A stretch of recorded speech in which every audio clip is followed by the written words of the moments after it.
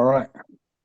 Hey, welcome everyone back to another episode of the Rock Fantasy Files. I'm your host, Stephen Keeler, the owner of the long-running record and smoke shop and pinball emporium here in Middletown, New York.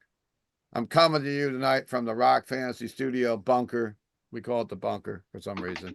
Tonight, we're going to strap in to the time-traveling machine and go back once again, as we did last week, to 1984. This will be like pro wrestling tonight. It's a fatal four-way. That's right. 4 albums celebrating 40th anniversaries in 2024. I have a special guest joining us tonight, and we're going to hear from Chris Caffrey, is here fresh off a successful TSO tour and was with the channel a lot during the pandemic. It's an honor to have him back on tonight. Thank you, thank you. I don't consider myself that much special. I just Well, consider you're myself, special I to consider us. myself rare to you because I'm just never able to get home to be on. So Yeah. it's more like a Halley's Comet. Finally, So he's gonna give us his inputs tonight too. First off is the second studio album. All tonight's albums in alphabetical order. First off is the second studio album by Dio, The Last In Line. It was released July 2nd, of course, in 1984 on Warner Brothers Records. Singles released off the album were Last In Line, We Rock, and Mystery. It topped off at number 23 on the Billboard Top 200, and the album was certified platinum in the U.S. Second off is the ninth studio album by Judas Priest, Defenders of the Faith, released January 13th, 84, of course, on Columbia Records. Singles released from this album were Free Will Burning, Some Heads Are Gonna Roll, and Love Bites. It topped off at number 18 on the Billboard 200. The album was certified platinum in the U.S. The track Eat Me Alive was listed at number 3 on the PMRC's Filthy 15. So we had to make a note of that. Number third off tonight is the first studio album by Queensryche. Was released September 7th, 84 on EMI. The singles released from the album were The Warning and Take Hold of the Flame. It topped off on the Billboard charts at number 61. The album was certified gold in the U.S. The fourth off is this third studio album by Twisted Sister. It was released May 10th, 1984 on Atlantic Records. The singles released from the album were We're Not Gonna Take It, I Want to Rock, and The Price. And I've got the sheet in the wrong spot, and here we go. The album was the top charting record from tonight's selection of the four records we're talking about. It peaked at number 15 on the Billboard 200 and went 3 times platinum in the U.S., making this the most popular release on tonight's episode with the masses. Let's introduce tonight's crew. One of our regulars is here, Myles of Metal from the Myles of Metal channel on YouTube, on Facebook rather. We got Ove staying up all night from Norway. He's our personal vampire. We got Tony Dio from the Southland. We got Tim Denenbaum from British Steel. He's a vocalist of the Hudson Valley, New York, Northeast area Judas Priest tribute band. We got Count Ralphus from Sea of Tranquility, Hudson Valley Squares, and our local metal historian. We got Tom Capobianca, the drummer from Into the Void, who is going to be performing at Quinspins on Saturday night. Longtime musician in the area, and he'll talk a little bit about that when we come up to him. We got our scorekeeper tonight from the Northwest Territories. We got Dennis Sasquatch Barth. We got Kristian Maiorino from Connecticut. We won't have you go first tonight for some statements. We're going to have you go second or You can third. have me go whenever you want. It's all good. We got Frank Tassi from Another Demon, who's going to be coming to Quins in a couple weeks too. He was on the channel last week. He wanted to come back. We got Mr. John McAtee from, of course, Incantation. And our final guest in the room tonight is Chris Caffrey, of course, who we introduced already. So we're going to, and Steve Levin, we lost somewhere, didn't we? He must have froze up or lost his power again, but Steve Levin was here a little bit ago. So he probably. He's no return. So, I'm going to go just in the order of everyone is on the screen for now, at least. I'm going to start off with Myles, who's here from Louisiana. And what do you got to say? What is your fourth and what is your first one and all that good stuff tonight? Kick it off for us. All right, since we got a lot of people, I'm gonna try to make it quick. These 4 albums together, 3 of them I like, one of them not really the biggest fan of, but we'll get into that. So coming in at number 4 is Twisted Sister, Stay Hungry. I'm gonna just get it out the way. I've never really been a big Twisted Sister fan all that much. I think that their best album is Under the Blade. This album to me is I mean, I know songs off of it. Like I can go without hearing We're Not Gonna Take It Ever Again in my life. And and I Wanna Rock. I mean, I could, they're so overplayed, it's beyond me. But I mean, The Price is okay, Burning Hell's cool. Don't Let Me Down's cool. Like I said, I just never really been a big Twisted Sister fan, so comes in at number 4 for me. So number 2 and number 3 were actually really hard for me because I went back and forth with these 2 albums. So the way I put it is, if I was by myself drinking beer, what album would I be more enticed to put on over the other one? So with that being said, coming in at the number 3 spot is The Warning by Queensryche.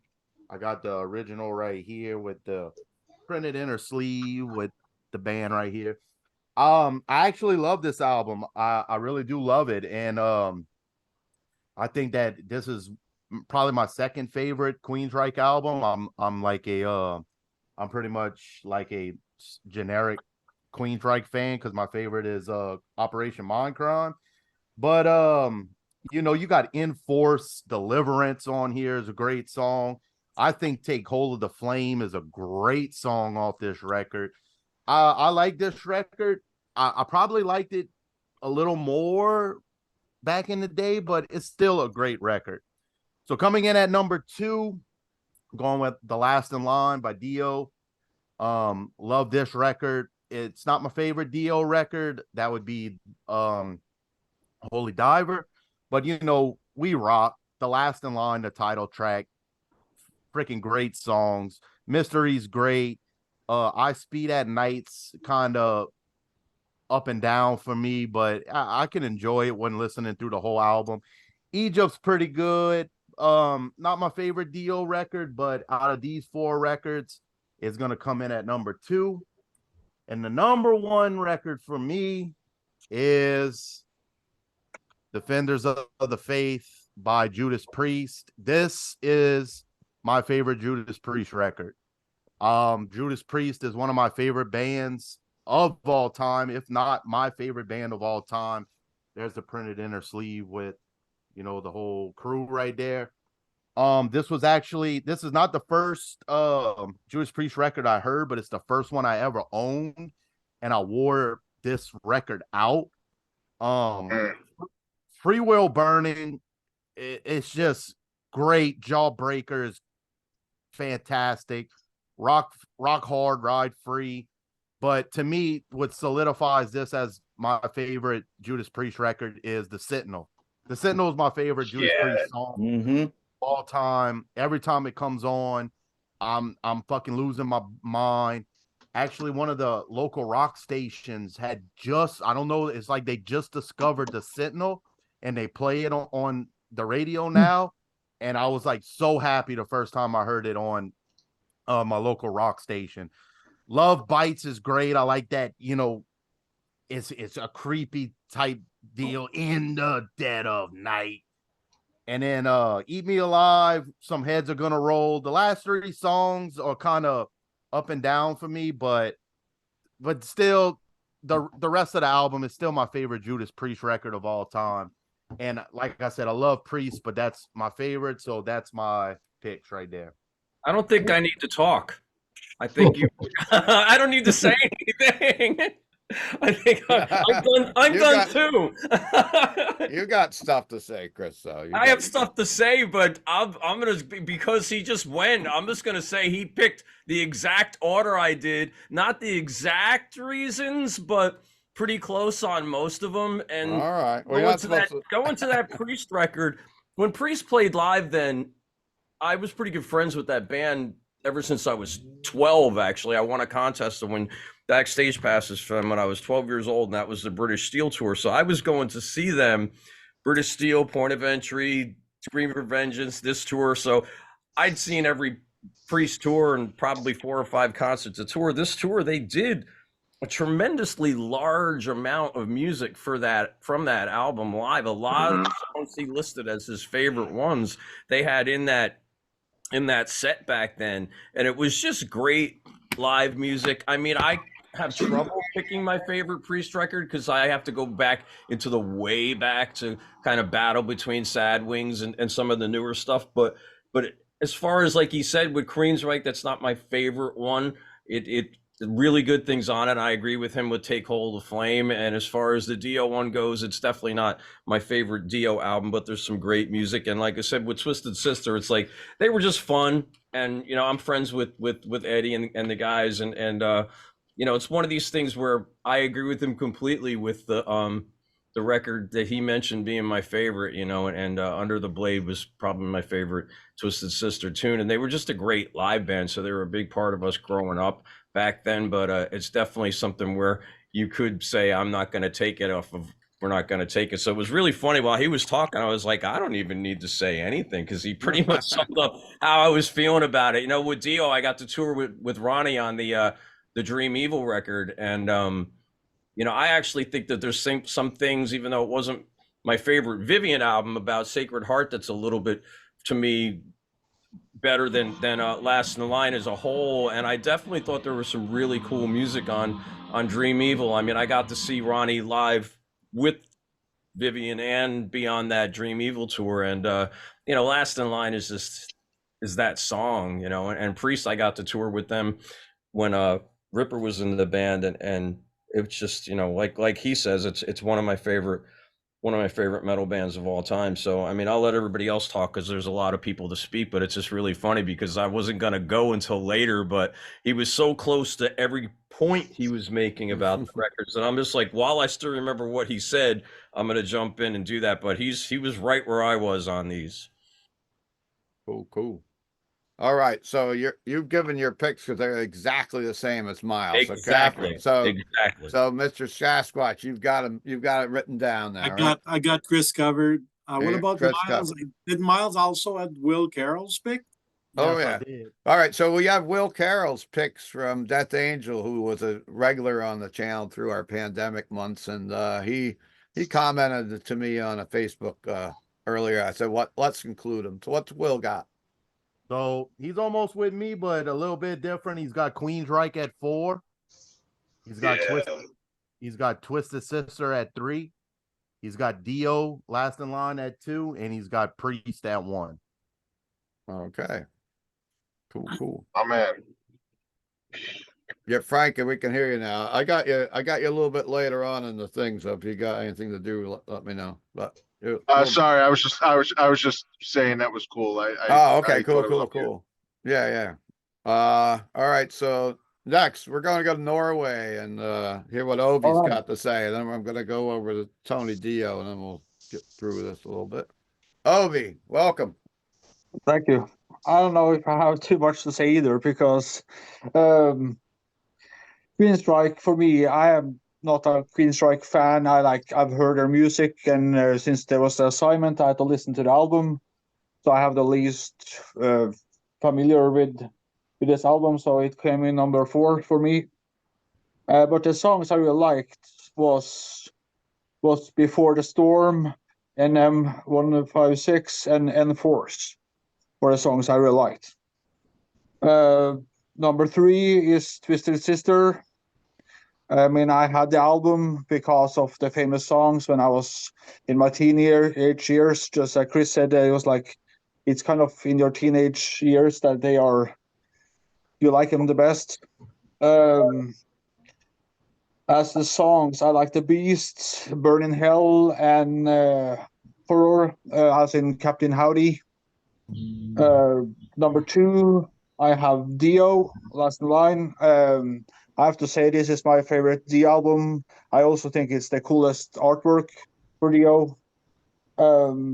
Songs I really like is I Speed at Night, Eat Your Heart Out. I really love Eat Your Heart Out, but Egypt is just the whole how should I put it? The whole atmosphere of the song is like it's Dio, like nobody can do that like Dio to create that atmosphere because you feel like you're in Egypt when you hear that song.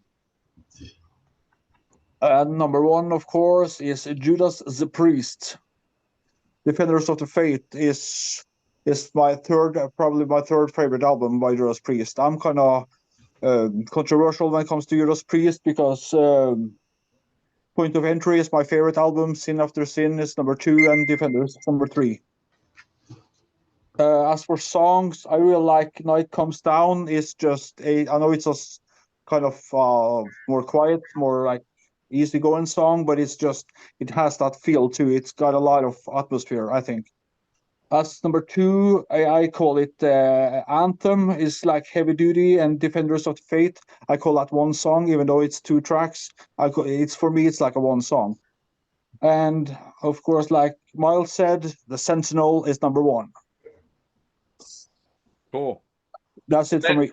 That Egypt song was actually something that I got to do, and there's a live video on YouTube with me playing with Doro at her 30th anniversary show. Doro had done a cover of that in the studio. I played that live, and that is a really, really awesome song. That Egypt, one of my favorite Dio songs too. It's a great song.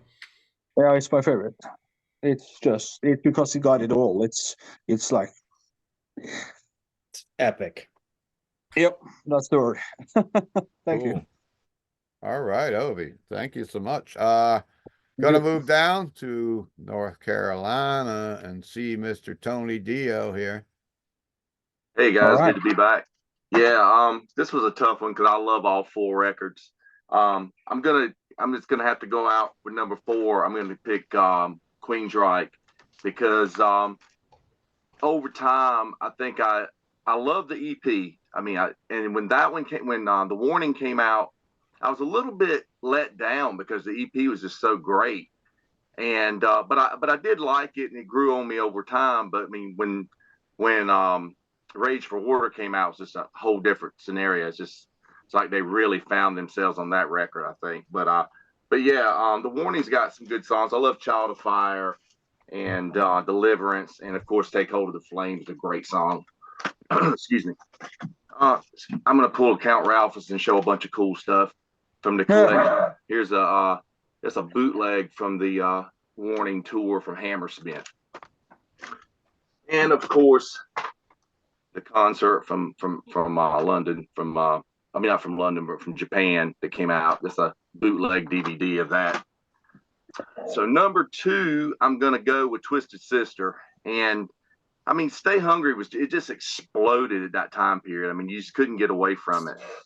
But like I mentioned, we were talking last week. I said I discovered Manowar watching cable TV on the Livewire TV show on Nickelodeon, and that's how I discovered Twisted Sister.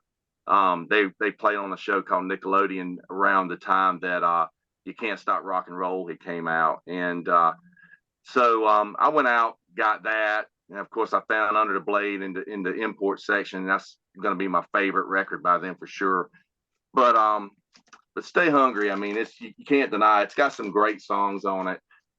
I think my favorite tracks on here are going to be definitely the title track, Stay Hungry. I like Don't Let Me Down. I think that's a killer song. And Burning Hell is just really cool. Here's my Japanese copy of that. I've got several singles. I got We're Not Gonna Take It, 12-inch single.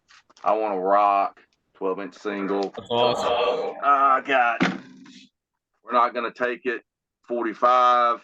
Yeah. I Want to Rock, 45. I think they didn't have much for artwork. They just kept using that same picture of D with the bone. But it's an iconic album cover. I have The Price on 7-inch single.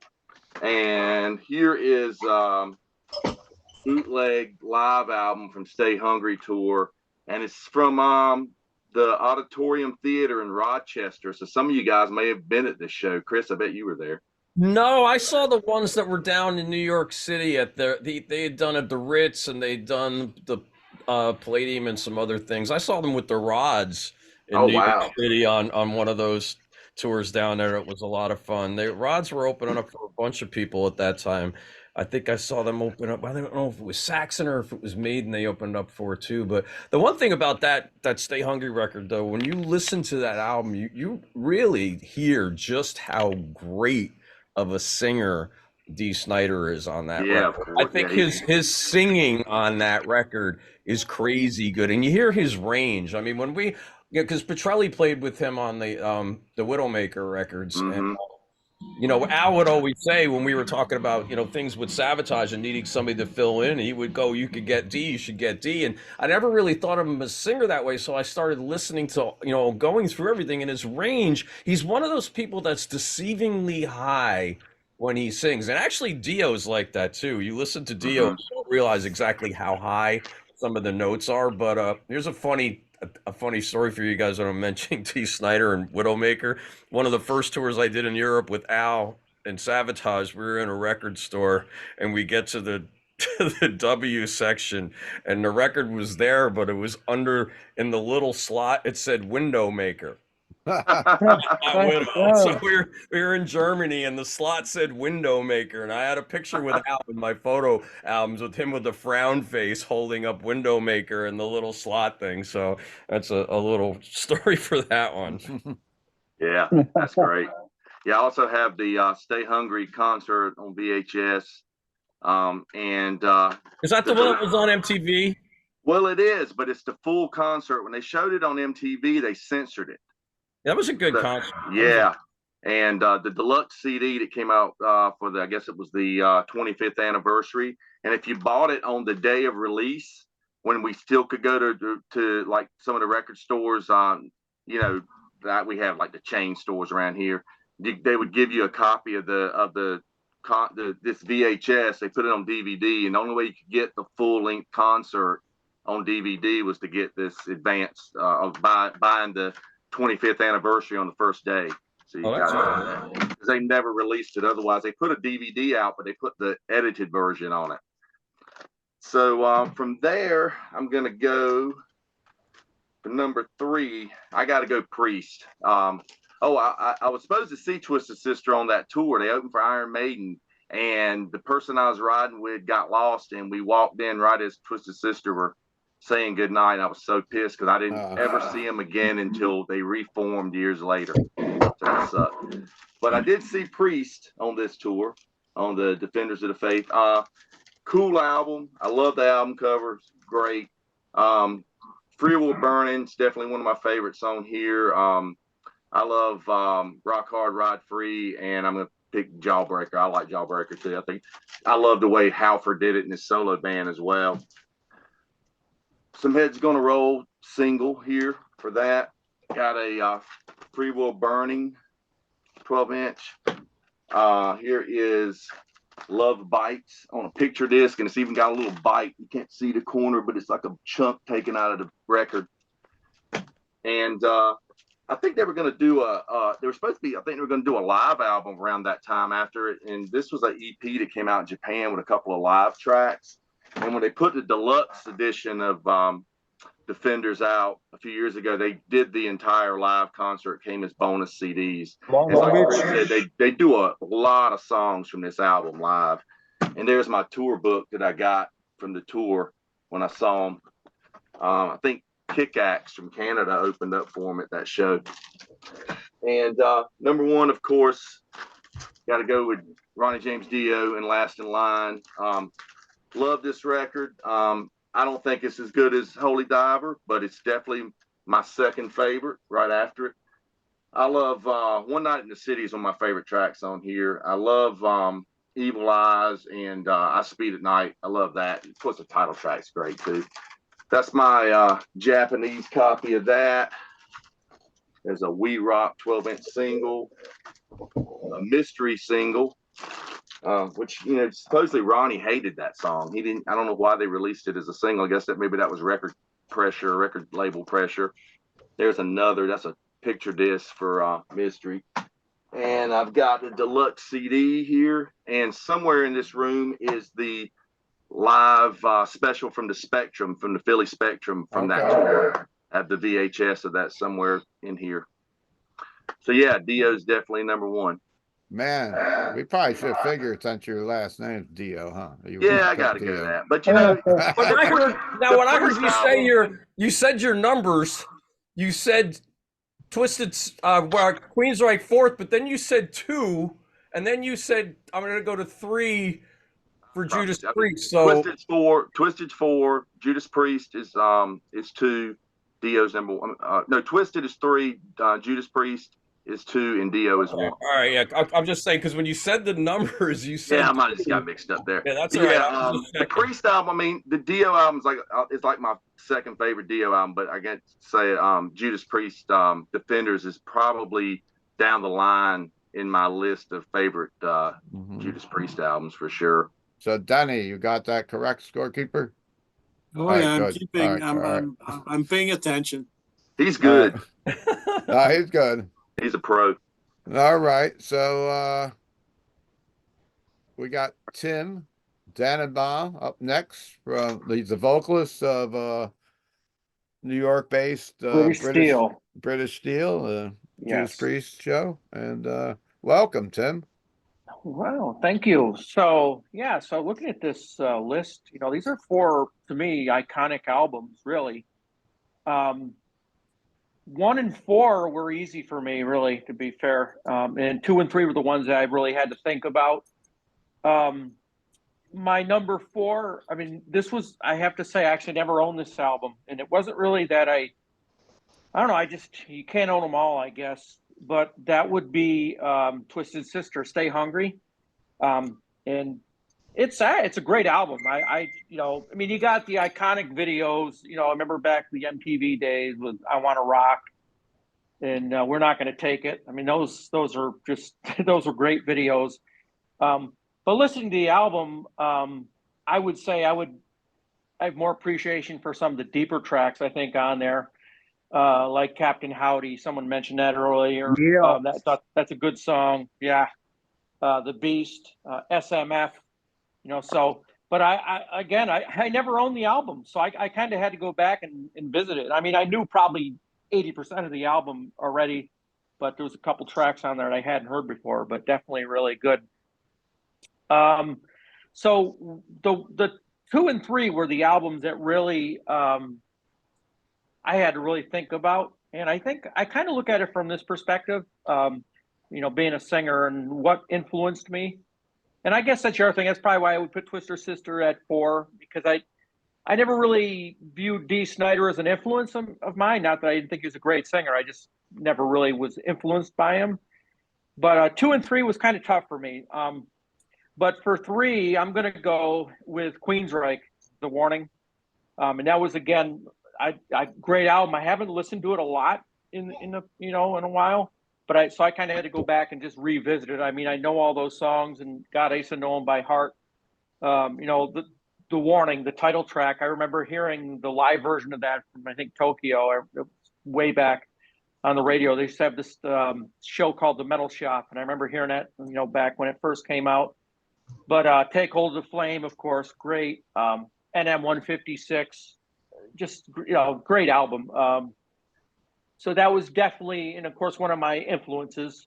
I don't know if it's my favorite Queensryche album. I started getting, I think maybe Rage for Order I was into even a little more because it was so different. But, you know, Child of Fire, just great stuff there. And then, so for my number 2, so I'm going to go with Dio, Last in Line. And that was one of my first concerts, was probably my top half dozen concerts I ever went to, and I saw him on the Last in Line tour. And of course, the title track, I've always loved the title track of that album. And of course, Egypt, great song, Eat Your Heart Out. But I remember seeing them live, and I remember they opened up with We Rock, and they had this big pyramid on the stage, the Egyptian stage set. And I remember it was awesome. It was definitely, and it definitely left an impact on me. And of course, I would, as Steve said, I'd probably get kicked out of my band if I didn't pick Judas Priest number one. I mean, how could I not? But in all honesty, to be, if I'm being honest, it was Rob Halford is one of my big influences, and that was again, I think maybe one of the third or fourth concerts I ever went to was Judas Priest, Defenders of the Faith, and I remember just having goosebumps when they came out. And of course the album itself, the Defenders album, you guys can see it. It's not showing up on the thing. I had the, but Freewheel Burning, the Sentinel, Eat Me Alive, and honestly, every set we do, that album plays a huge part of our set. I don't think we've ever played a British Steel show that didn't have one or two songs in it at a minimum from Defenders of the Faith. So we always play a lot of Defenders. And yeah, that was one of my big influences. And ironically, Rob Halford was probably one of my favorite frontman, maybe my favorite. And it ironically turned out years later, I ended up fronting a Judas Priest tribute. So that's my top four, or the way I would put them in order, I should say. The way I would order them. Was Priest opening with Love Bites on that tour? They were, yes, absolutely. Yeah, they always used to pick a really obscure opener because you don't really need to pick one of your strongest songs for your opener. They were great. I mean, they came out with Solar Angels on the Point of Entry tour. Yeah, that's We've awesome. had a really cool obscure opener. they don't do that. Fantastic song. Yeah, and I just remember that intro from Love Bites, and it was just, you heard that sound.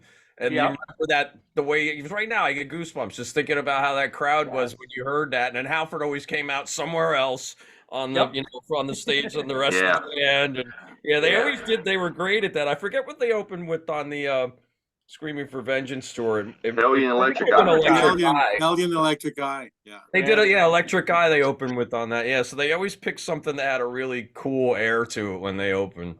Yeah, I mean, like I saw them on the Turbo tour. They opened up with, oh my God, Out in the Cold. Out in the Cold. Out in the Cold. Yeah, exactly. Yeah. So that was like unexpected, but of course we tend to open up with Electric Eye a lot. That's an iconic opening song. We do that a lot. But yeah, I remember that tour. I remember having goosebumps with that. They had the Battalion on the stage, and Glenn Tipton and KK Downing were on the arms of the Battalion, and it dropped lowered them to the stage. That was so neat. Yeah. Oh yeah, it was something. So that was my first Priest show. Yeah. Yeah. So I mean, like for me as a singer, that's where my influences came from. Of course, Dio, Jeff Tate, Rob Halford are probably three of my top 5 influences. I think, definitely. Cool. And Tim, you're going to be coming to Quinn's Pins if you're in the tri-state area by Rock Fantasy. He's going to be there on March 9th performing British Steel. March 9th. Couple sets. Yes. Anything else going on in the British Steel camp? Right now we're pretty quiet. We just finished up the end of 2023 with some shows, and right now we don't. That's like the first show we have coming up. Excellent. So excellent. Yeah. But yeah, so we got a few surprises. We're gonna take kind of dig back in the catalog and bring out some songs we haven't done in a while, and cool. Should be a good time.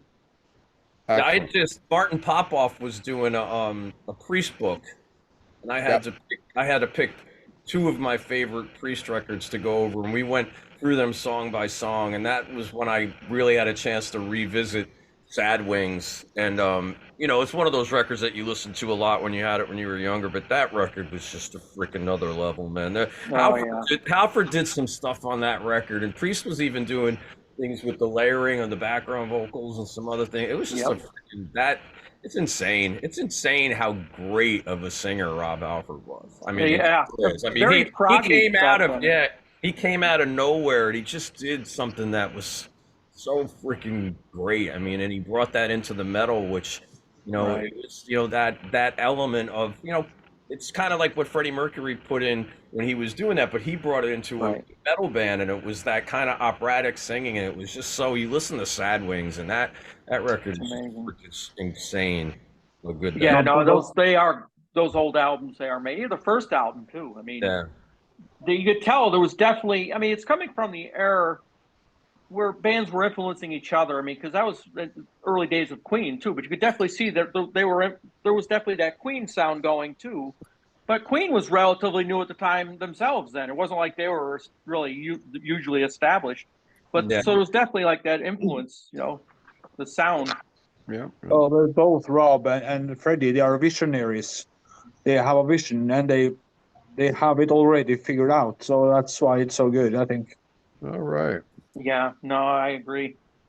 So, well, thanks, Tim. We're going to move on to the next person. I want to explain something to everybody that's watching this, that we got Paul Dudhole trying to join us.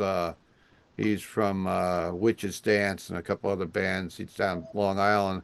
He hasn't been able to get into the show tonight, but you can see somebody spinning around in Zoom down there. He wanted to join us tonight, but I don't think he's going to make it because he's having some technical difficulties. But I did want to mention Paul from Witches Dance, who will be playing at Quinn's Pins. We'll talk to him on the channel another time. We're going to go over to someone that is coming to Quinn's Pins this Saturday night. We got Tom Capobianca, and I pronounced it correctly. So, Tom, let's get your say hello to everybody. And how's it going, guys? Good to see you. For number 4, we're gonna start out with the Queensryche record. Definitely, I gotta say, all 4 of these records are not my favorite records by each artist. So I'm going to do my best. I had a struggle with 2, but so yeah, Queensryche number 4. I think if it was Mindcrime or maybe Rage for Order, it would have came in a little bit higher, but number 4 it is. Twisted Sister, going to be number 3. Again, if there's such a thing as a poppy Twisted Sister record, this was it. But I give them a ton of credit because they worked their asses off and nobody wanted to sign these guys. And they sold out every single venue they played for years and years and years. And if you ever watch the Twisted Sister documentary, which it's so good, it's awesome. And you really, really got to give it to these guys. The record executive said to everybody in his office, if anybody mentions signing Twisted Sister to me again, you're going to be fired. Okay, that's how much they hated this band. But they had no choice. They sold out everywhere for years. Even the guys in the band were like afraid that it was never going to end. They were playing out like six nights a week. Yes, they had 6 nights a week, that band. Yeah, and they were like nervous, like, man, this is driving me crazy. I have no life. It's like all we do is play, and on Sunday we're in a coma all day, and then Monday night we start playing out again. And it's like, you know, they just didn't know what was going to happen. So I definitely give them a lot of credit, man. They paid their dues, and it finally paid off for them with this record, especially. So, good for them guys, man. I give them a lot of credit. And again, watch that documentary if you get a chance, man. It's awesome.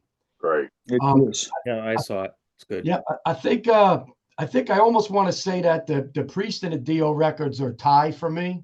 All right. For both up there for number 1 because it's a tough choice. Definitely not my favorite Priest record. Definitely not my favorite Dio record.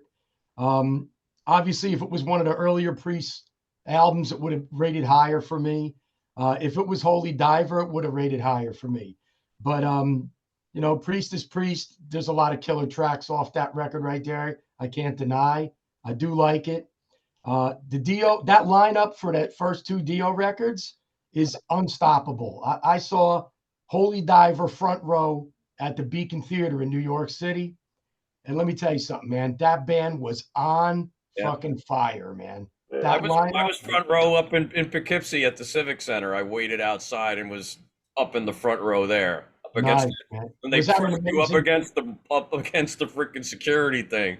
Me too, man. At the Beacon Theater. I mean, was that an amazing show or what? It was insane, and I was such a huge fan of not only Rainbow, but I mean, obviously the Sabbath stuff. I mean, I think Madison Square Garden Black Sabbath Mob Rules was probably the best concert I ever saw in my life. I was Again, there. Good one. that was just a whole nother level. That band was so good on that tour. Ronnie was just reaching his peak then. And then when he put that onto that Holy Diver record, I remember waiting in the Paramus Park Mall to buy at what was it, Harmony Hut? I bought Holy Diver on cassette, and I had a boombox that I walked out of the mall playing it in the mall on my shoulder like I was some little ghetto punk. But it was fun, and that record, top to bottom, it just blew your mind. And when you went on that to see that tour, that Holy Diver tour was freaking crazy good. Absolutely, man. Yeah, what a lineup! It was just unstoppable, and he lucked out with getting Vivian and. Obviously kept Vinny from Sabbath. It just was great, man. And he got what he wanted. So good for him, man. He made history with that record, especially. But again, I got to say that and the Priest is probably tied for me. If it was an earlier Priest record, it probably would have been number one. But it is what it is. Steve picked these four, so this is what we went with, man. And I mean, we picked these four just because of the anniversary year. That's why we did Absolutely. that. Yeah. Absolutely, man. So And you have a tie, huh? Yeah, tied for first. And how are you gonna figure that out, Sasquatch? Give them both of one. Can I cheat? Just both.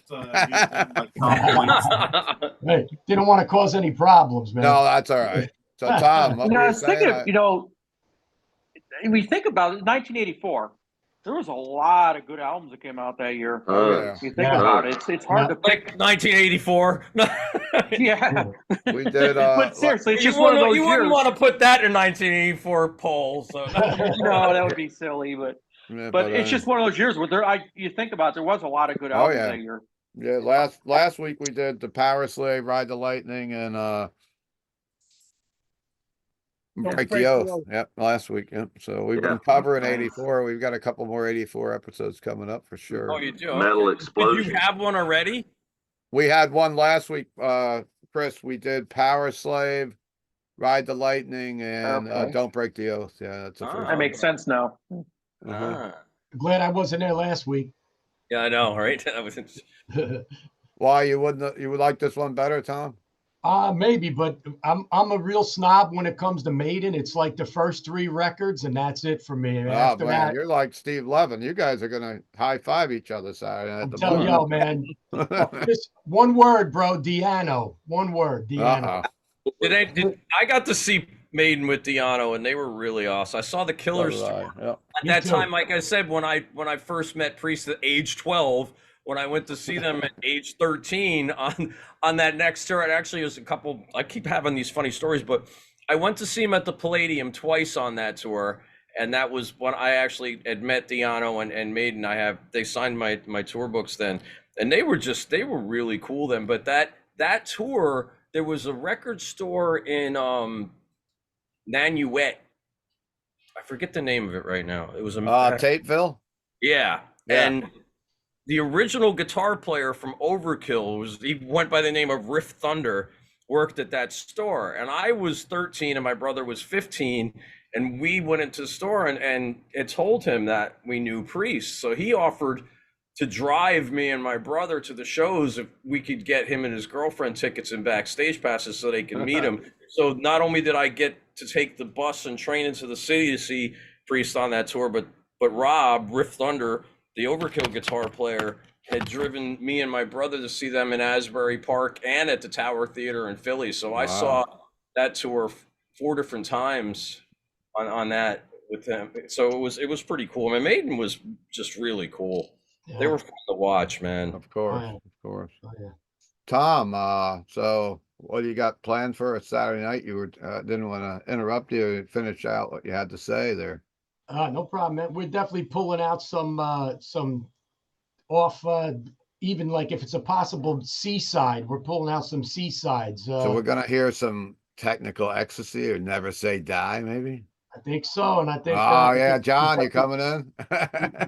we can't do without Under the Sun and some others. Johnny Blade, I think we're pulling out this Oh, week. yeah. Nice. I love Yeah. that I song. like that Yeah, tune. we're Yep. dragging some old school stuff out for you guys, man. So to try to come out, try to Cool. make it, Of course, Tom, you before Into the Void, you were also the drummer in Sabracadabra for quite a few years, right? Oh yeah, it started that band in '93, and I was in it until '06 when it was time for me to move on, and I did, and then I started this band, Yeah. and we haven't looked back since we started this one. So I still definitely going saw it. I don't remember exactly when or where, but I definitely saw Sabracadabra a few times back, Okay, back in the day.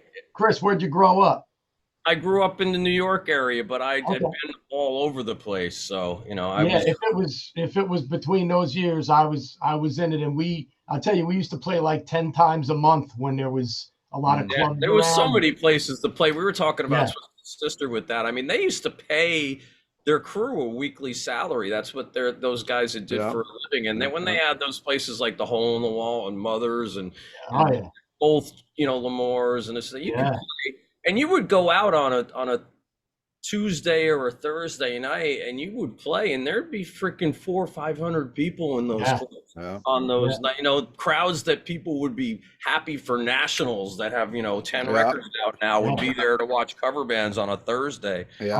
My friends from Jersey, all the guys from TT Quick, and I actually opened for TT Quick with my club band called Anti, the band that I'd opened for Metallica and Overkill with in Port Jervis when I was 16. That's when I first met those guys. So I had known TT Quick all the way back since then. Yeah, they're phenomenal. Still great. I just played with them a couple of weeks ago. They did a show for their drummer who recently passed, unfortunately. And, we were on the road when that happened. Yeah, I sat in with them for a couple tunes, and man, they still got it. Cool. But they used to play the Fountain Casino. I remember that. On every Monday night. Wow. And it was sold out 2-for-1 drinks every Monday, and you couldn't move in the place. Like people didn't get jacked up enough all week, and they had to go out on a Monday night. 2-for-1 drinks, and you couldn't move in the place. It was like, 18 or 19-year-old drinking age at that time?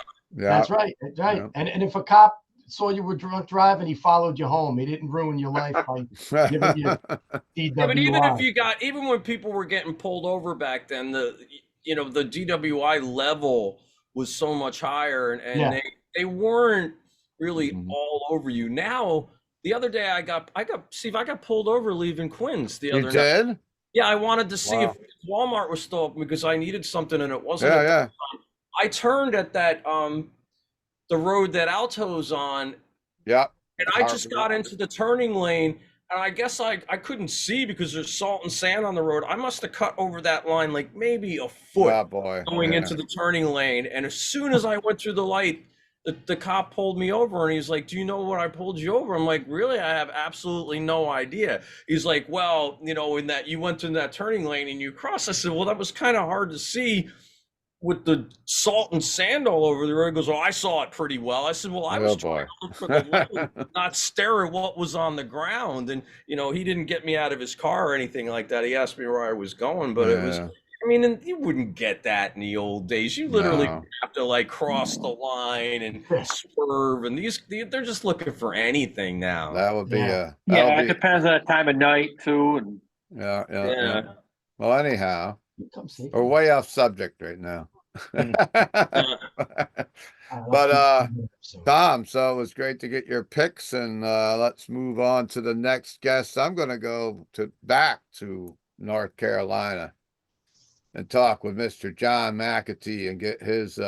John actually grew up in the Jersey area too, so Tom, and he was probably around.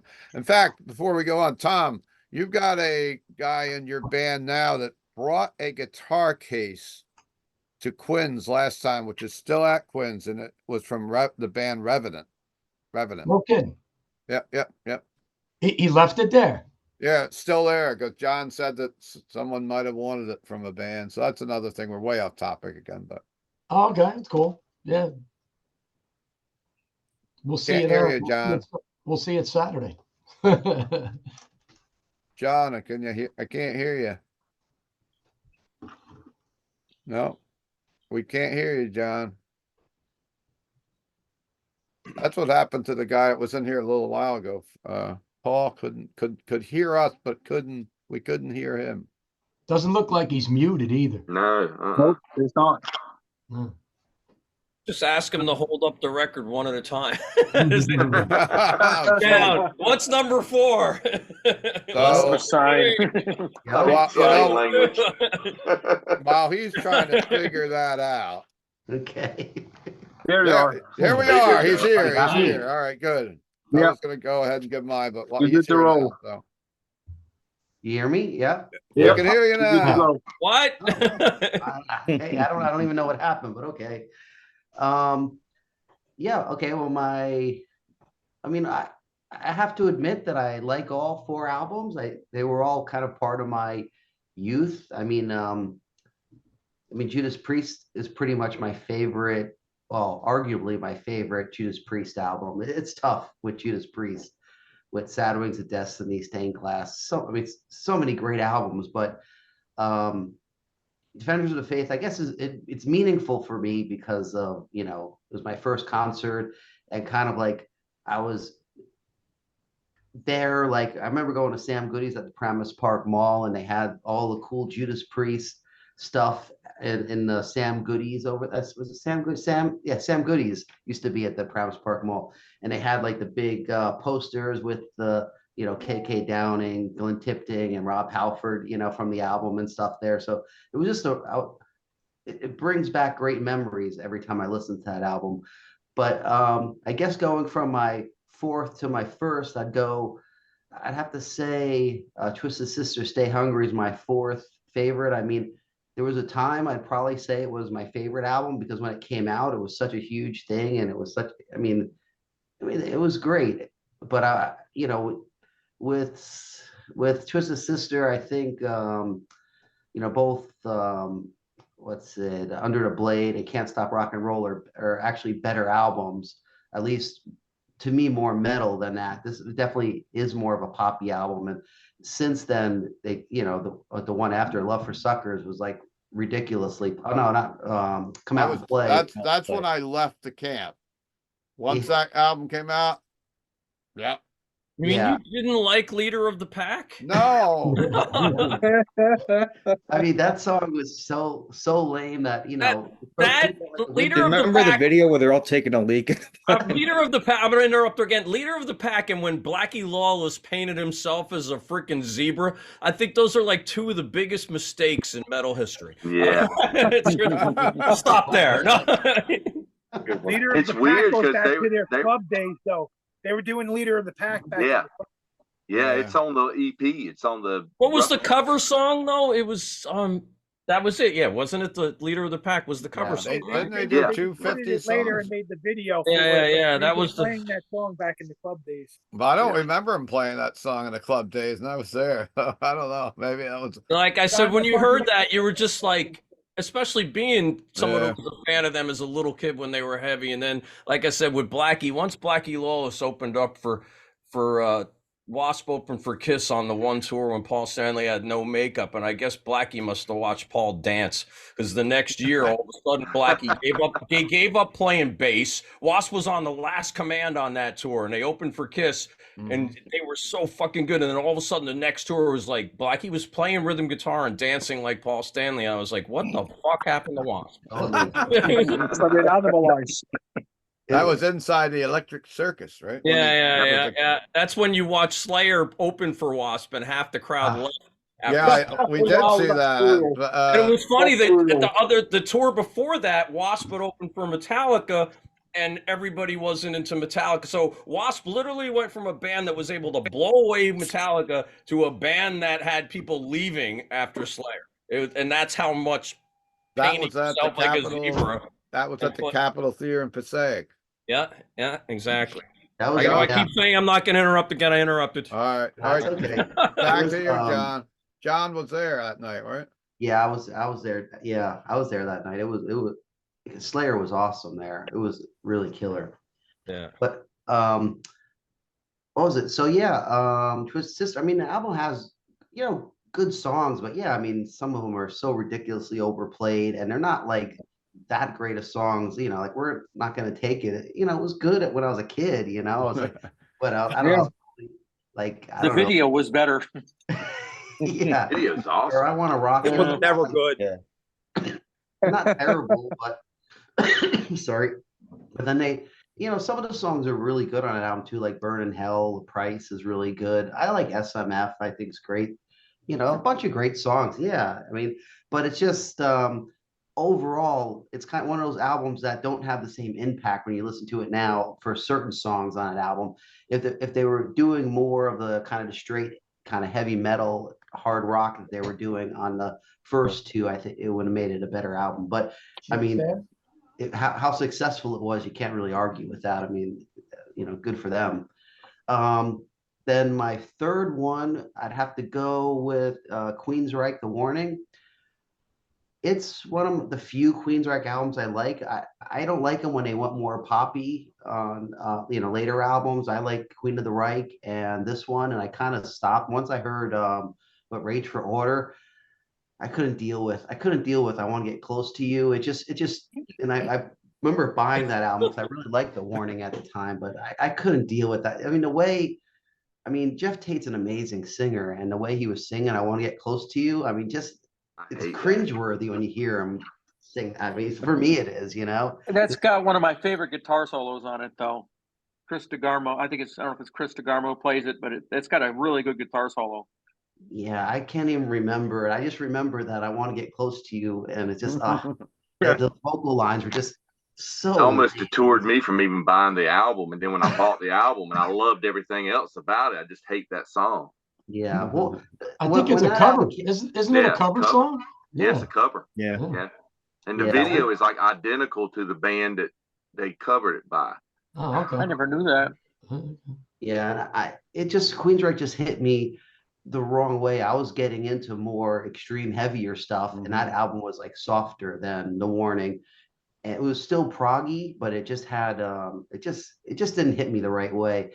But anyway, The Warning I think it's a great album. I mean, you know, the whole thing is just a good listen to all the way through. I mean, Jeff Tate's vocals are so good on that album. I mean, I seen them open for Iron Maiden at Radio City Music Hall, and I mean, he was just killing it, and the band was great.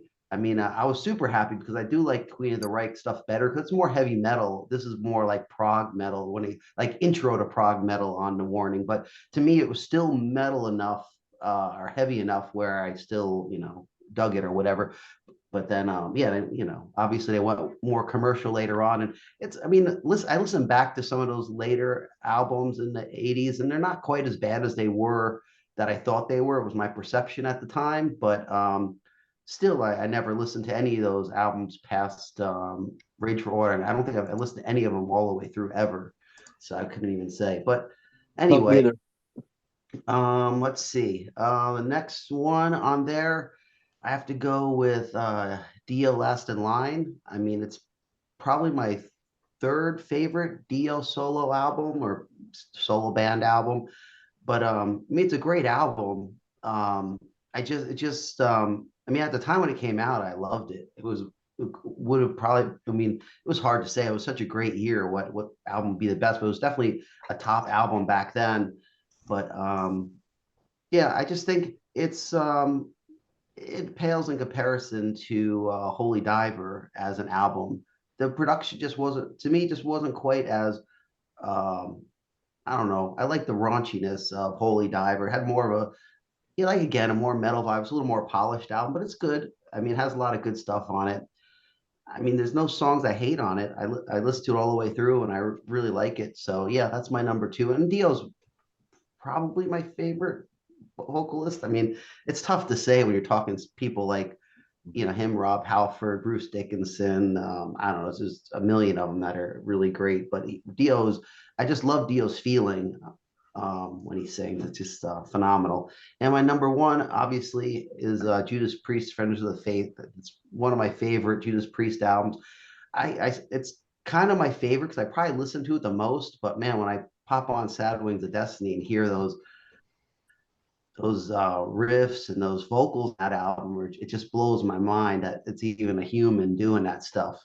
I mean, he was really trying to impress, but I mean, even on Defenders of the Faith, I mean, his vocal performance is so good. I mean, I remember first hearing Free Will Burning as a video on MTV when they're playing the video game and stuff, and just hearing him rage through those lines and those screams that he was doing on that song were just like, yes. And it got me so psyched to, go see him live in concert and pick up the album and stuff. It was just amazing. And totally, Free Will Burning is totally where Slayer got their idea for Hell Awaits with the fast vocals on that. I don't know if anyone ever put that together, but how big of Judas Priest fans there were. There's no doubt that, right around this, like next year, they try to do the same kind of, quick little vocal thing, which really wasn't done too much back then. But yeah, I was trying to pick my favorite song off Defenders of Faith or a couple, but I really love the whole album. I mean, I love Free Will Burning a lot. Man, I mean, even like Heavy Duty is such a great song. I mean, watching them live, it was so great to hear so many songs off this album. I was so into it. And I think it's a better album than Screaming for Vengeance, which was kind of like their biggest album, that time. I think it was either Screaming for Vengeance or the, what was it? The Won't Breaking the Law, British Steel. But I think this one's better than both those albums as far as overall, great heavy metal album to me. It's one of the best heavy metal albums, I think, ever. So yeah, that's my list. Cool. All right, John, thank you so much. And who is up next? We're Hey, Steve, rolling. you need to do, actually, after he just mentioned how good that video is, you need to do a final one for 1984 of the top videos. And Let's hit that up in a month or so. Yeah, you should make 10 of them and then set them up. Like, go right down a list of songs that were from these records. And the funny thing is, Twisted Sister will probably win that one. Oh, maybe. There was one thing I wanted to bring up too that I just thought about too, is that the beginning of Love Bites. I mean, yeah, it's awesome, and at the show it was awesome to hear that. I mean, I was really young. I even had the chicken pox, and I still went to the show. At stage, I know, but just hearing that don't, but if you listen to it, to me, it always reminded me of like what Thriller or something, Well, I never even thought of the that. beginning of Beat It. Yeah, I hear that. Thought of that till now. That's funny. So, John, what concert was this that where was this at? The Meadowlands? No, this was at Madison Square Garden. It was Judas Priest and Great White. Okay. So if you got chicken pox, it wasn't Dokken. I thought Dokken opened for everybody. It was like 3 years in a row where every concert you went to. That's true. It was. That's true. I saw. Dio. They opened for Priest. They opened up for Dio. I saw them open for. They were with Sabbath on Mob Rules. They were with Priest, I think, on Screaming for Vengeance. I saw them. Every concert you went to was somebody in Dokken, but they sounded amazing. Yeah, Dokken was one of the best sounding opening bands you would ever see. Their mix was insane. Yeah. They were always good, but they opened for everybody, so you never were really worried about being late. All right. So, Danny, you got everybody's score so far? Everything's good down there, scorekeeper? We've got a couple. We got a couple people left here, so let's blaze through it because we're running a little long. But we're having a lot of fun. Count Ralphus, it's your turn. And I'm gonna do it. Then it's Kristian, then Frank. All right, well, still got Danny. We got a lot of people left. Let's rock this thing. Caffrey, shut up. I love your stories. Oh, it's great to have one. All right, I'm gonna try to blast through this. So Tim was saying 2 of these are concerts that I've seen. That's like my first half dozen concerts too. I was 14 years old in 1984, so I seen Queensryche open up for Kiss on the Animalized tour. I still got the hype sticker about take hold of the I got the same copy. Where was that at? That's at the Civic Center in Poughkeepsie. Okay, I missed that one. With the hype 84 sticker. was, what was that? That was Lick It Up, or was that Animalized? I missed that one. I saw it. I got Crocus. I saw Lick It Up. Lick It Up, and it was Accept at the Civic Center. I saw Kiss. Yeah, so did I. Yeah, so did I.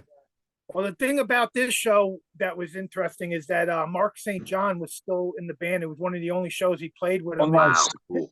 Last year, Kiss put out the album, the live recording when they put out the Yeah, series that's right. They album. did. So that's one of the shows, and we were at that. And so I'm gonna go right to the next. I'm gonna go Twisted Sister, Stay Hungry. I don't got as many as Tony has here. I do have the I Want to Rock, and I got a couple. Here's one for all you guys. Love this. There we go. Very nice. Yep. And then Killer. this one. Oh yeah, that's great. I had that on a black shirt. Yeah. Oh, one thing I wanted to bring up about Twisted Sister is that what's his name? Dee Snider now lives in North Carolina. At least one of his homes are here in Oak Ridge. Yeah, I heard that. And we go to Oak Ridge every once in a while, so I'm hoping I can see him at the local supermarket or something. I got to meet most of them, and I got this fully signed. The interesting thing about this is this card that's in this frame. It's an SMF friend card. When I met JJ French, he said that you could only get that back in the day if you had the if you were in the fan club. But he had a couple old ones left over, and he was selling them for like $5 a piece. I got this the most amazing back patch of all time. Wow. But that's Wow. Awesome. My friend used to have this. He had this airbrushed on his leather jacket back in the day, and when he outgrew the jacket, he cut it off before he threw it away. Nice. Ended up giving it to me. It's got some old buttons on there. Killer. And then there's one more story. Is that this happened the New York Steel show after 9/11, and I was there. Yep. And I remember going up to you, John, at the show. You with your ex-wife at the show. Yep. But did you ever see this? That show was released on a DVD. Oh. I didn't know that. The interesting thing about this, John, is that at the end of the show, they have a camera on the crowd slowly walking out of the arena. So it's as the credits are going. I was about to stop it, and then I was like, "Oh, wait a second, maybe we might see ourselves here." And me and my wife watching it, and then I seen you and your ex-wife coming through. And I was like, "Holy shit, there's John!" And then right behind you, there was me and my wife coming. And it's funny because I'm a pack rat, and I always grab every flyer. So you can see me picking up a flyer off the ground as I'm walking. You're on the DVD, John. You made it. Awesome. I didn't know that. So yeah, for my number 2, I almost want to do like a tie thing too, but I know we don't do that here. Tom did that already, so he's opened the door for that. Since it looks like a blowout with Priest leading this, I'm going to go with Priest as my number 2. Here's the tour book. Here's the tour book. I got that, yeah. Tony pulled out. Here's the stupidest looking picture disc I've ever fucking owned. Oof. Absolutely. That is bad. That's the Rob Halford actually likes women picture discs. Yeah. That's the false illusion. Yeah. I would not think that was Priest if I saw that. Mine still has the hype sticker. I got the hype sticker nice. on that one still. Killer. Nice. Oh, here's one thing that Tony didn't have. But original 1984 tour shirt. Yes, I got that. I might have that shirt. I had that shirt. The one I bought at the show had Rob on the motorcycle on the front. Oh, I remember that. Yeah, yeah, it was the three-wheel burning like yeah. And then so yeah, for number 1, autographed by Viv and Vinny. Yeah. Last in Line. I got it on. I got the cassette here. But I couldn't find that one. This is. Oh, look here. Wow. Anniversary shirt. Wow. Yeah. Really nice, Chris. Wow, that's vintage. Cool. Tony reminded me about the videotape live at the Spectrum. This is 81. This is 81. Yeah. Shit, I'm old. That's for sure. I was teaching. I'm gonna cut it again. I was teaching a guitar lesson the other day, and his kid's 17, and he's in a Sabotage cover band from Chicago. And I'm like, wait a second. The last Sabotage record I recorded, I finished my guitar track 7 years before this kid was born. I'm fucking old. I just got one last thing to say about Dio is that like Tim, I was one of my first shows I ever went to, 14 years old, totally psyched, get to the concert, and it was Chris, you remember who the opening band was supposed to be at the Civic Center show? The Dio show, I can't remember who opened. Was it Twisted Sister? They were supposed to open, but that's right. That's right. Docket in New Jersey. That band RIP opened up. That's it. Yes, yes, that's it. I remember it was supposed to be Twisted Sister. It was before the internet, so you get there and we were so psyched to see Twisted at that time. Yeah, the MTV concert was going, and Twisted was pretty amazing at that time. But why did they not play? I don't know. I never heard why that they didn't play. But yeah, I don't remember that either. I was there also. The bill, and then all of a sudden they weren't there when you got there. But back then you didn't know ahead of time. Not that I wouldn't have went anyway, because Dio was amazing, and I'd been a huge fan of it. That's what I remember, because I was trying to think of it. I'm like, didn't Twisted Sister open for Dio at the Civic Center? But now that I remember, they never actually did the show. But I knew that. I think I have the ticket stub. That I don't think the ticket said Twisted Sister on it. Might have. I have them around somewhere. And after Twisted Sister reunited after that 9/11 benefit show, they played the Chance a few times as Bent Brother, and they were the best shows I ever seen by Twisted. I've seen them a bunch of times. I even seen the Christmas show at our. Oh yeah. When they played as Bent Brother, they had no makeup on, no gimmick. They just came out and kicked ass, and those shows were amazing. They should have never tried to go back to the makeup thing. That shock value was long gone. So I don't know why they ended up going back to that, but those Bent Brothers shows, man, they were like Motorhead coming out. Yeah, they were great. I see them on second to last show they did in Sioux Falls, was it South Dakota? Really? I flew out to that show, and man, they were good. It was a small club. I mean, not a super small club, a small club for Twisted Sister. It was packed, and it was just like the Motorhead kind of vibe or whatever, just really killer. It was awesome. I forgot to show that. They did a remake of Stay Hungry called Still Hungry. That's and right. I had the autograph version. Yeah. A friend of mine at the label sent it to me, fully autographed. That was pretty nice. All right. So Count Ralphus, are you all finished over there? Thanks for your time. And let's try to breeze through this. Pretty much I've got Kristian. I've got Frank. I've got Mr. Levin. I've got myself, and I got Denny Sasquatch. And then we're gonna breeze through it. So let's go. Kristian, give us your lineup. All right, thanks for letting me go up now. So, yeah, number one and number two were pretty easy for me. Number 3 and 4, I struggled a little bit, but coming in at number 4 for me is going to be Queensryche with The Warning. I do really like this album, but Queensryche is just one of those bands that, honestly, I didn't really. When I first started getting into metal, they weren't one of the bands that was on my radar, and even though I knew a few songs from them, didn't really get into them too much until more recent years. But I do really like that album. Favorite tracks, I'm probably going to go with the title track, NM 156, and then Take Hold of the Flame. All really good songs. Number 3 pick for me, I'm going to go with Twisted Sister with Stay Hungry. I bought this on LP. I mean, I was a bit young to start really listening to metal back in the 80s. But when I was a teenager in the 90s, I bought this for 90. You probably can't see it that well with the lighting, but I bought this record for 99 cents at Merle's record rack back in like 1995 when no one really cared about metal or records or whatever. Records, yeah.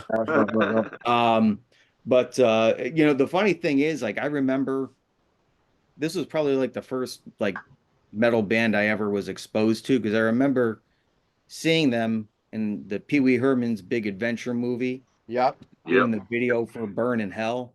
And when you're like 5 or 6 years old and you're watching these guys singing "Burn in Hell," it's like, I was like, it seems like so extreme. It's like, oh my God, they're saying a bad word. And I remember my brother like at it, and then Pee Wee Herman on his little like, riding through. Yeah, probably, and also the videos. I mean, come on, you got Niedermeyer from Animal House. I mean, it's hilarious. But yeah, title track "Stay Hungry" is probably one of my favorites on here. "Burn in Hell," of course, and then probably "The Beast" are probably my favorite tracks. I also saw them when they played as Bent Brother. They did a show at Tuxedo Junction in Danbury, Connecticut. Yeah. And that show they were mostly in the makeup again, except I think for one guy in the band. But it was just like, I mean, I had high expectations for the show, but like it was like completely blown away. It was so loud, so aggressive. I was not expecting that to be like as loud and aggressive as it was. And again, like a lot of the other people, I do like the other two albums, the first two albums before that a bit better, but "Stay Hungry" is still pretty good. So then number 2, I'm gonna go with Dio with "The Last in Line." It's not my favorite Dio album, but it's certainly, by far not one of the worst ones either. I think this one, has like a little bit of everything. You have the fist pumping opener with "We Rock." You got the fast one with "I Speed at Night." You got the epic with "Egypt, the Chains Are On," and then you got "One Night in the City." It's just like, and you got the poppy mystery song. But I think with this record, probably my favorites, title track has got to be one. "I Speed at Night" is another one. And then probably, there's probably "One Night in the City." But I mean, I would say it's good. Yeah. And a great tune, man. I love that song. Yeah. And I was talking with a friend of mine a couple months ago, maybe, and he was talking how I never got to see the Dio band live in concert. Unfortunately, I did get to see him with Heaven and Hell a few times. Like pretty much every time they came around this area, I saw Heaven and Hell. But they played in 2003 with Iron Maiden, Motorhead, and Dio. They played Hartford, Connecticut. I was out in California for my internship at the time. I was hoping like, oh man, I'm missing the show there. Maybe by the time it comes out here, I'll get to check it out. But by the time the tour was there, I was already back home. So I was pissed. And my friend tells you, he's like, you know what, they played, I was at the show, they played "I Speed at Night." And I'm like, fuck, man, I really would have loved to hear that live, but didn't get a chance. But then the number 1 for me, it's gonna be this one. I think, like a lot of other folks saying, "Defenders of the Faith." I mean, so this was another one I bought back in the day, $2.98. I mean, I was getting into these albums at that time because I had bought a record player, and I was already into metal. But when you rummage through some of the old ones, it's like, you get this for like $2 or $3 as opposed to spending whatever $15 or $12 on a CD. But anyway, when I put this on, I was familiar with a couple pre-songs. Like I knew the song "Breaking the Law" because I think I saw the video on Beavis and Butthead or something, and then like Pain. So, like I was like familiar with it, and I was actually already a fan. I already had the 2 Fight albums, War of Words and Nice. and the Very good. second one. The first one's great. The second one, So it was, I mean, I put this on like immediately. I was just like enthralled with this. I mean, "Free Will Burning." They were talking about the fast singing. I think, John, you were talking about the fast singing before. I can never decipher what Halford's like saying in the song, except for like the "Victory on High." Like I hear that. The rest of it's like, but you know what? It sounds so fucking. It doesn't matter what he's saying because it sounds so fucking good. "Jawbreaker," another great one. Every song on Jawbreaker is really fucking awesome, and they did that live on that tour too. Yes. Yeah, I think I've only seen I've only saw them for the first time when they reunited with Halford, but I think every tour they've played at least one song off of this album, and I think I've heard every song live now. But I mean, "Rock Hard, Ride Free," "The Sentinel," "Love Bites," "Eat Me Alive," "Some Heads Are Gonna Roll," "Night Comes Down," "Heavy." Like every song is just so great. Maybe the only song that's not quite as awesome, but still really good. The Heavy Duty, the last track. I love it. It's maybe not as Heavy good as the Mental rest of the Item record, Anthem. but you know what? It's like the rest of the album is so good they could just coast at the end and nobody cares. But Yeah, it's yeah. still, you know, and it's funny thing. I remember I bought this. It was my freshman year in high school. It was 1995, and it was like in the fall. So it's weird. Like every time, I old. but like every time, like that time of the year like comes around, it's like I always put this album on, and it's just like it sends a chill up my spine every time I listen to this. And yeah, I'm just All right. you know, what else can I say? It's Cool. yeah, my number one album here, and it's definitely my number one Priest album. There's All other right. Priest albums that come very close to that, like Stained Class or Sad Wings or Yeah. Painkiller, but this one is just, you know, it was the first album that I really got into Priest, and it's also really one of the first albums that kind of pointed me in the direction of more like traditional heavy metal, I guess you could say. Okay. So, yeah. Those are Thank my you, I'm looking Kristian. at these shirts, like this one from the Screaming for Vengeance tour, and the Yeah. one I just held from the Holy Diver tour. Yeah. I was really little when I was a teenager. Yeah, yeah. But you know what? Mediums. Talking about being I old, can like I can wash dishes with this shirt now. Yeah, yeah. You probably could sell it on eBay. It'd be better than Oh watching. yeah, pictures those of it. right there. Those are the Yeah, official on the band major shirts. box. Couple hundred Anyhow. bucks. Yeah. These, You know, these three here are all official band shirts. They're Let's A lot of yeah, bucks. cool. So we got Frank left, me, You're on mute, Ralph. Danny, and Mr. Levin. So let's try to wrap this up because it is running pretty long. I'm gonna keep talking to keep you here all night, Steve. That's Keeler. all right, Chris. You haven't been on in a Well, while, so you can talk. It's a been a little. while since What- Chris has I been was here. He trying has to to say, talk. I got a Up to you. Record Town sticker on my album. You Record got Town. Record Town. That was There a you go. Newberg, right?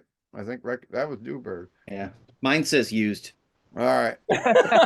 Second So hand. let's welcome to the show. He's been waiting for a long time. He's watching. There's a couple of people waiting a long time, but here we go. Frank Tosi from Another Demon, who's going to be at Quinn's Pins a week from Saturday with Witches Dance, Jotunheim, and Skulovich. And let's see what you got to say, mister.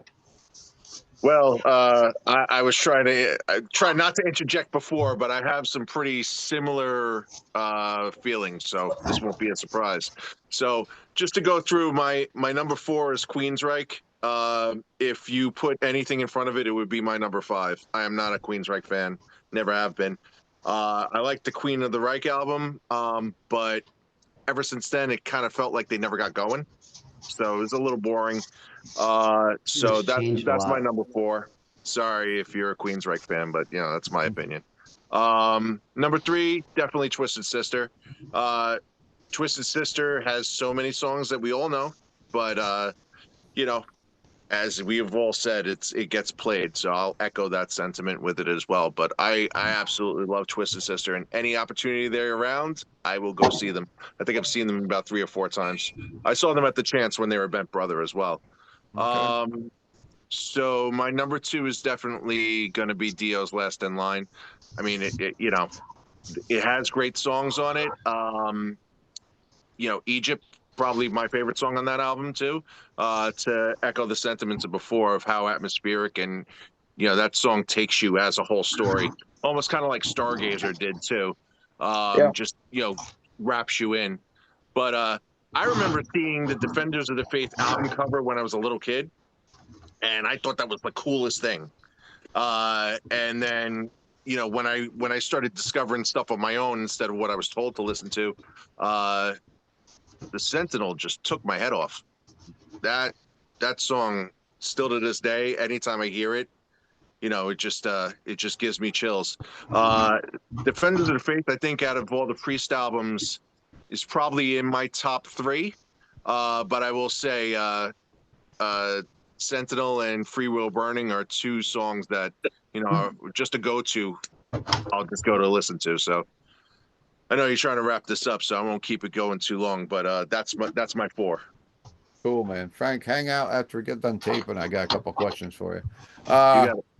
All right, so we're going to head over to the next person in line, which is going to be Mr. Levin. Oh, And then hell. I will come on, and then we will go to Denny. He's just gonna say shit 4 times and you're done. What is this reputation I have? It's kind of You're like just not. You're not a Hold nice on, I person. gotta go to the bath. No. He only likes slam core. I like being the bad guy. It's all right. I'm fine. I'm the bad dude. So, well, first of all, it's nice to see all you guys again. And it's nice to man. see new faces as well. So great to be back. But music has a lot to do with your age and when you get into certain bands. And all these bands I had been into prior to these releases. So that being said, none of these releases are my favorite. So I'll keep it short here, and I'll keep my little smite-filled remarks to a minimum. But Queensryche is going to be the number 4 album here. It's actually terrible. I can't stand it. They actually warmed up for Twisted Sister on the Queen of the Reich EP tour at the Chance. And they played a lot of songs from The Warning at that show because, I mean, what are they going to do? They can't warm up with 20 minutes worth of songs. So they played 3 or 4, maybe 5 songs off The Warning. And those songs live were amazing. They were really heavy, really well done. I was really looking forward to The Warning. And basically what happened is, in my opinion, the record company neutered them. They made it about it being the Jeff Tate show. They took all the piss out of the albums, the songs. They didn't really have much energy. It was recorded very thin, and it was more about Jeff singing. So yeah, really bad album. I don't like it at all. I'd give it a 2 out of 10. True. Okay, number 3 on the list is Twisted Sister. Once again, pretty poor performance. I saw them back when I was like 16 years old at Rumors, which was the old JV's Rock 3. There was a side tour. Wow. And this is back when, like, D was not a nice guy, dude. He would pick people out of the crowd and make fun of them. I've seen him make riot shows before because they weren't getting into the music. But it was always fun, and it always inspired you to bang your head really hard because you don't want D to pick you out and make you his, you be in his sight. He was pretty nasty. I would give that album a 3 out of 10. Third album on the list is Judas Priest. It's not my favorite. It has just too much anthem-y stuff. Instead of, it has like 2 songs that are like United and with Love Bite, with Heavy Duty, and it has that whole like Take on the World type of feel, and it's not my favorite thing. Free Will Burning's amazing. I know it was already said about the whole part. I wrote is free. That was great. That whole cadence was really tough, and really nobody was doing that at the time. The leads were amazing on that album. I've always been under. It was at that time that Glenn Tipton sold his soul to Satan, and he went from being a top-tier guitarist to an actual virtuoso. He was just doing stuff on the album.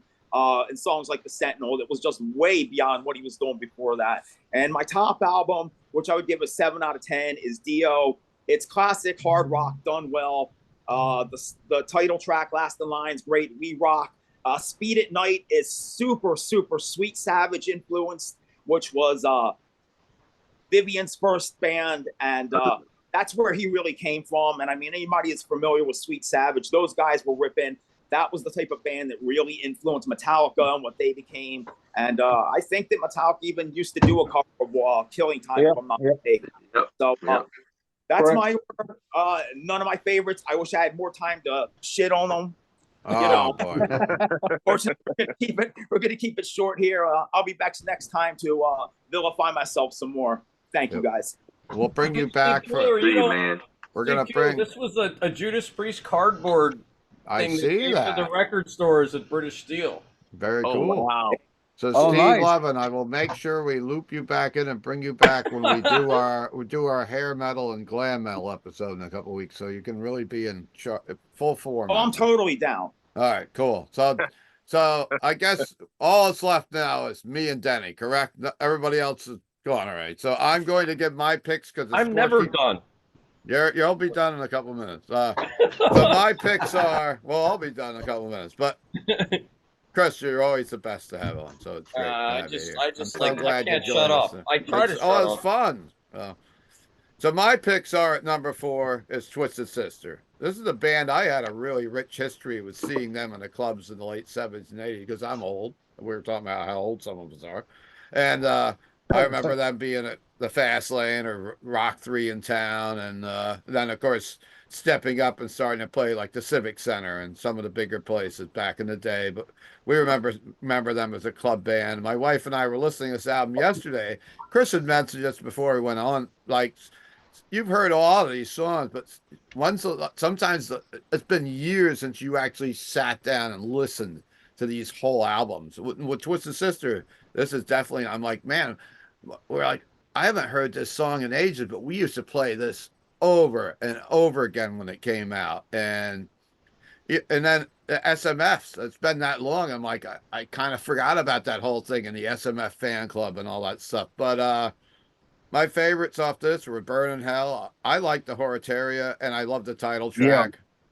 Yeah. Some of the songs are a little played out, like you said, but I mean, they're rock anthems. You can't, and this album did really well for them. I like the earlier stuff better. Now, it gets downright impossible for me for the next three, but I am going in third with Dio, Last in Line. This could change tomorrow when I wake up. My favorites off that album are We Rock, The Last in Line, and Egypt, The Chains Are On. I'm going to go pretty fast, so we're running late. Now, these two, the next two, the number one and the number two, I've gone back and forth all week on. And even now, still, I could probably flip a coin. But I am going to go with Judas Priest at number two. I'm going to be completely opposite of Steve Levin. And I usually am, but we're good friends. But these two have gone back and forth. Judas Priest, Defenders. I think the first 7 tracks off of this album just come storming at you. Free Will Burning and Jawbreaker. My favorite track off this album, I don't think enough people talked about it. I love the Sentinel. Yes. But I am putting it at number. Absolutely. But I am putting it at number 2. How did I come up with the Reich being number 1? It's an album that I've gone back to more recent years. It's my favorite Queensryche album. And I love this album from head to toe. The Warning. I love Enforce. I love Deliverance. NM 156. Child of Fire. It's my number 1 album. I'm completely opposite than some people on the panel, but that's why we do the panel. Last week, you know why I actually picked that record as 3 instead of 4. It isn't my favorite Queensryche record, and I am kind of I really like Twisted Sister the band, but when I finished listening to all 4 of these records, the song out of all 4 records that stuck in my head was "Take Hold of the Flame." Okay. So okay, if I've listened to all 4 of these records top to bottom, and still right now that song was sticking in my head, that's what gave that record 3 instead of 4 for me, was that one song itself I think is strong enough to move that one up out of last. I mean, it's just, to me, it's a song that's that strong, no video needed on it, and that's why, like, even right now, that song is still in my head. The Lemmy Duck thing. So, hey, Steve, do you sell them? No, I don't have Lemmy Ducks. So. There's a Lemmy Duck and there's a Maiden Duck. You don't have the Ducks? All right, so have you heard of the Ducks? There's an Iron Maiden. No, I don't know the Ducks. I've got Funko Pop or Funko and Reaction. I've got. All right, so here we go. I'm trying to sell. I don't know who this company is. Somebody sent me this in the mail. Well, you can buy Ryan James Dio from me. This is the Reaction figure. There's a Dio one. I mean, no, there's a Maiden Duck. There's a Maiden Duck. Look at it. All right. Wasn't there a video for "Take Hold of the Flame"? I thought there was a video. I think there is, but I don't think I really remembered that. It's from this concert. It's from this live in Japan concert. That song is a freaking great metal song, man. It's just it's a really great song. So let's throw the ball over to our scorekeeper, and he's going to give us his picks on this, and then he's going to give us the standings. It's been quiet for 2 hours now. Yeah, I agree with that. He has been like complete. I'm sorry, or haven't been. Ove, if you can stay all night up and fucking this is Norway, the longest episode up in Canada, dude. All right, Daddy, let's go. Yeah, no problem. I didn't want to do this episode at all because it's the least excited I ever been about a presentation of records at the Rock Fantasy File show. And but I wanted to do it because I have some fucking amazing stories for each and every one. All right, let's hear the stories. I do have some I have some good stuff. So let's go with my number 4 pick. Queensryche, The Warning, and similar to like Steve Levin, what he said, I saw Queensryche open with Twisted Sister playing songs from the EP and playing songs from The Warning. I think I have more problem with the production and not as much punchy as their EP. I think if they would have come up a little stronger, a little with more like bass, I think it would have sounded a little bit more like the way we heard them live. Like where I grew up in Montreal, there was really like two type of metalheads. So I was part of the Voivod, Aggression, Damnation, Dead Brain Cells kind of crowd. And then on the other side, you had people who were fans of like Queensryche and like these type of bands.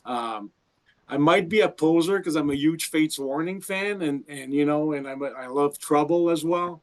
And I for anything around that time, I would go more to like Fates Warning and Trouble if I want to go and listen to that style. But I do have a fucking Jeff Tate story.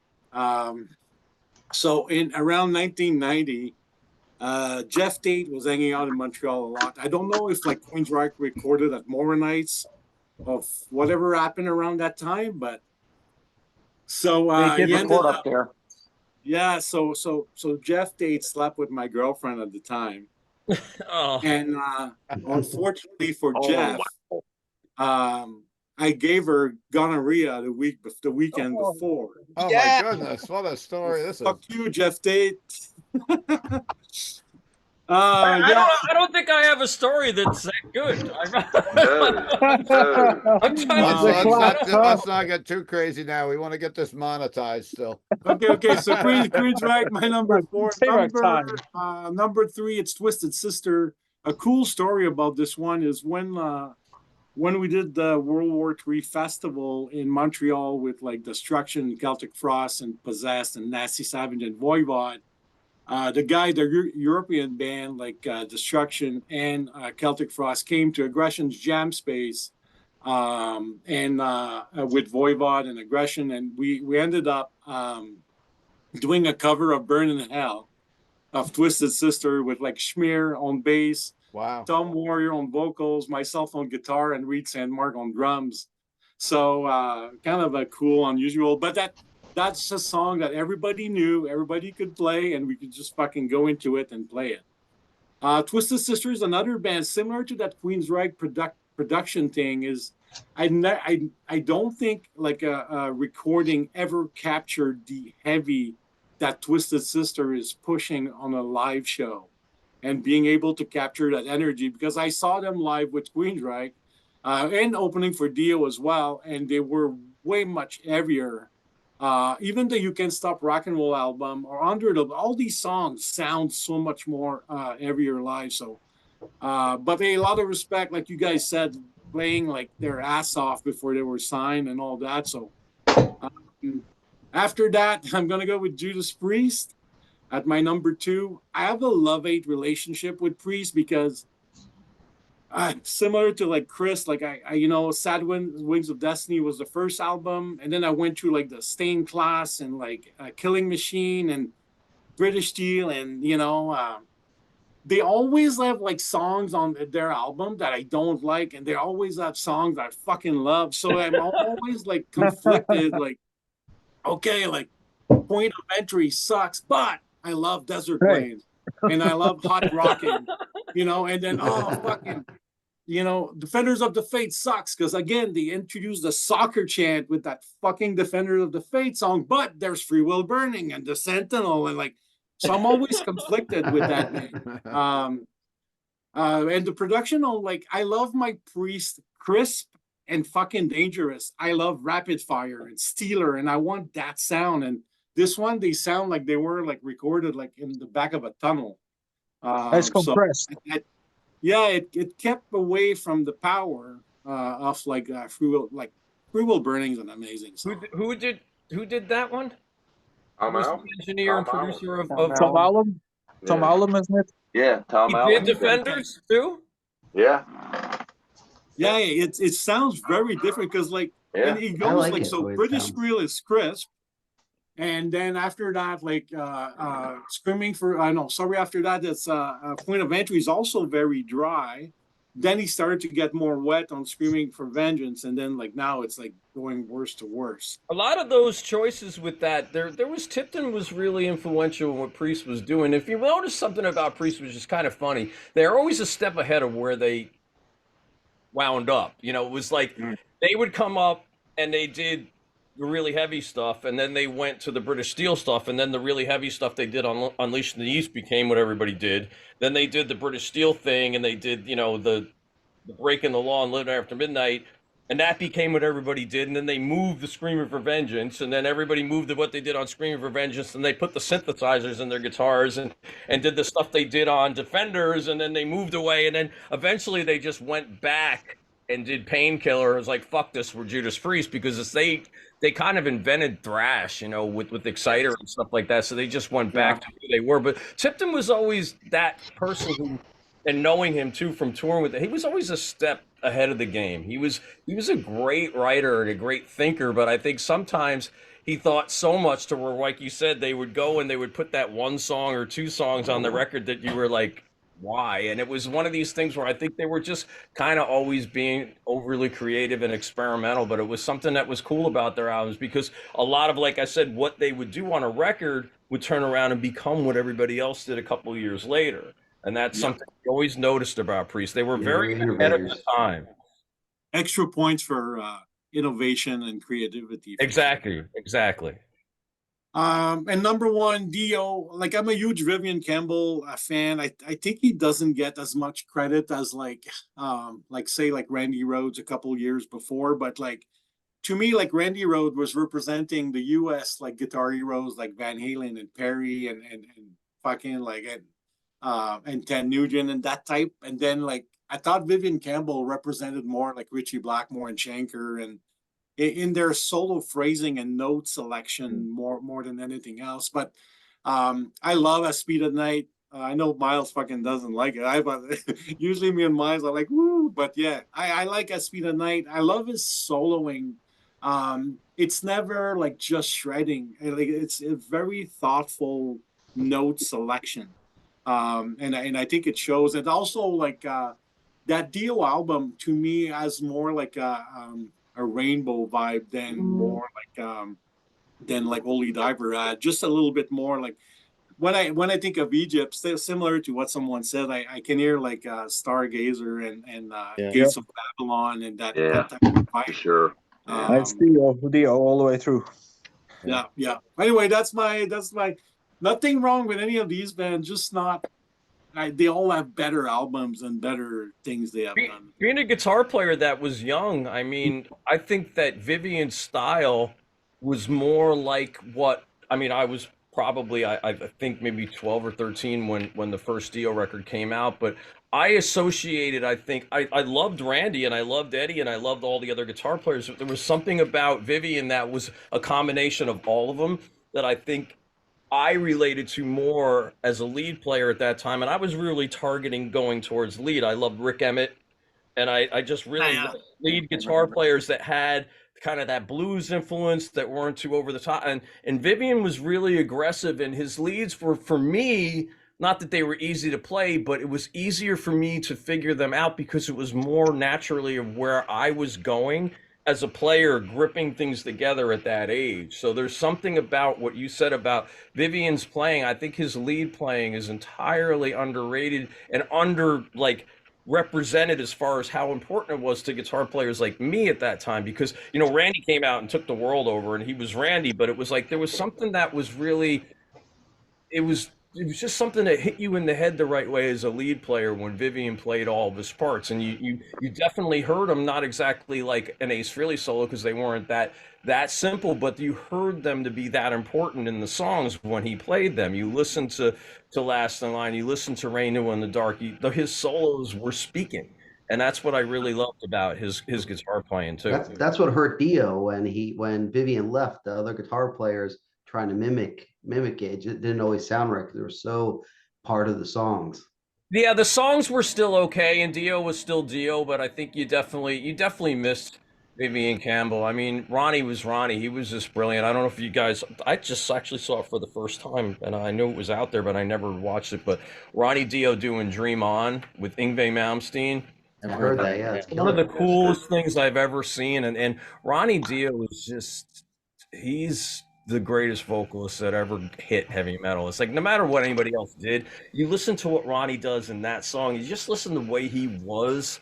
That guy had a phrasing and an emotion and something in him that it was just different. He was talking every time he sung a word.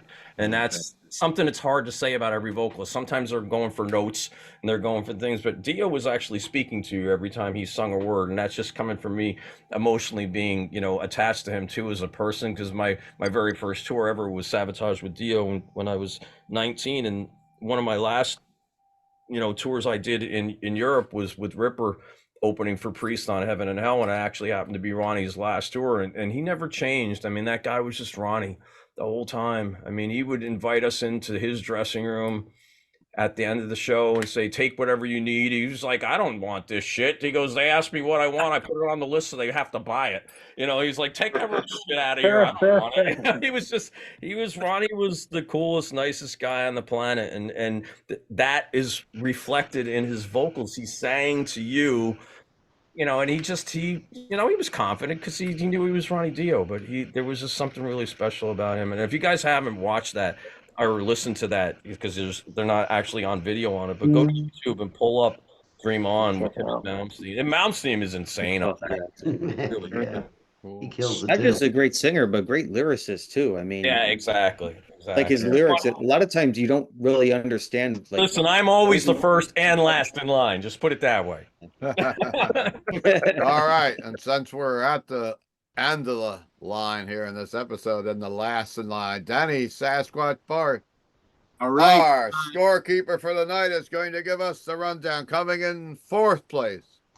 So there was a fight for the last place, and there was a fight for the first place. So at number 4, by 1 point, Queensryche, The Warning. Wow. Yeah, and I'm even surprised myself. Like I thought. Anyway, I don't know. And then at number 3, we got Twisted Sister with Stay Hungry. What are the 1 points? point more. Okay. Yeah, after that, after that, there was a tight race between Dio and Priest, but Dio came at number 2